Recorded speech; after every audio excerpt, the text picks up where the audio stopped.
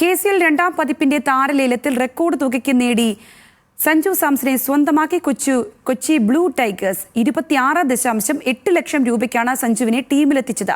6 ടീമുകൾ മാറ്റുരയ്ക്കുന്ന രണ്ടാം season August 21 ആരംഭിക്കും. ഒരു ടീമിന് ആകെ ചെലവഴിക്കാവുന്ന 50 ലക്ഷം രൂപയിൽ പകുതിയിൽ കൂടുതലും ചെലവഴിച്ച സഞ്ജുവിനെ ടീമിലെത്തിച്ച് കൊച്ചി ബ്ലൂ ടൈഗേഴ്സ് ഞെട്ടിച്ചു.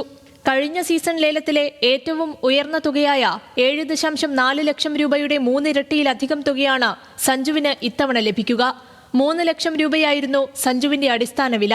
സഞ്ജു എത്തുന്നത് വലിയ ഇമ്പാക്ട് ഉണ്ടാക്കുമെന്നാണ് ടീം ഉടമകളുടെ വിശ്വാസം. ഒത്തിരി കാൽക്കുലേഷൻസ്, എല്ലാവരുടെയും ഹാർഡ് വർക്ക് ഉണ്ട്. ഒത്തിരി ഹോംവർക്ക് ചെയ്തതിന് ശേഷമാണ് സാധിച്ചത്. ഞങ്ങൾക്ക് ആകെയുള്ളൊരു സങ്കടം എന്ന് പറയുന്നത് ഫസ്റ്റ് തന്നെ ബേസിൽ തമ്പി വന്നുകൊണ്ട് ഞങ്ങൾക്ക് RTM യൂസ് ചെയ്യാൻ പറ്റിയില്ല. But anyway, we hope he will come back to us next year.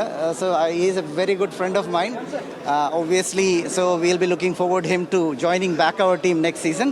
But this season we will start building the team. So now we have a core team with Sanju, and next year we'll be keeping it and growing and making it the best team in the league. ലേലത്തിന്റെ പ്രധാന താരങ്ങളായ ബേസിൽ തമ്പിയെ 8.40 ലക്ഷം രൂപയ്ക്ക് Trivandrum Royals സ്വന്തമാക്കി. Sean Roger 4.40 ലക്ഷം രൂപയ്ക്ക് തൃശൂർ ടൈറ്റൻസിലേക്കും കഴിഞ്ഞ വർഷം record തുക നേടിയ MS Akhil 8.40 ലക്ഷം രൂപയ്ക്ക് ഏരീസ് കൊല്ലം സെയിലേഴ്സിലും ചേക്കേറി.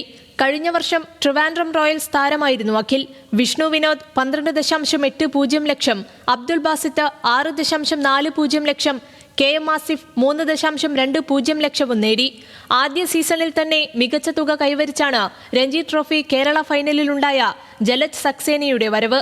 12.40 ലക്ഷം രൂപയ്ക്ക് ആലപ്പി റിപ്പിൾസാണ് ജലജിനെ സ്വന്തമാക്കിയത്. 15.5 ലക്ഷം രൂപ ചെലവാക്കി സച്ചിൻ ബേബിയടക്കം 4 താരങ്ങളെ ഏരീസ് കൊല്ലം സെയിലേഴ്സ് നിലനിർത്തിയിരുന്നു. ആലപ്പി റിപ്പിൾസും കാലിക്കറ്റ് ഗ്ലോബ് സ്റ്റാർസും 4 താരങ്ങളെയും ട്രിവാൻഡ്രം റോയൽസ് 3 താരങ്ങളെയും നിലനിർത്തിയാണ് ലേലത്തിലേക്ക് കടന്നത്. ഓഗസ്റ്റ് 21 ആരംഭിക്കുന്ന KCL രണ്ടാം പതിപ്പ് സെപ്റ്റംബർ 6 അവസാനിക്കും. ന്യൂസ് മലയാളം, തിരുവനന്തപുരം.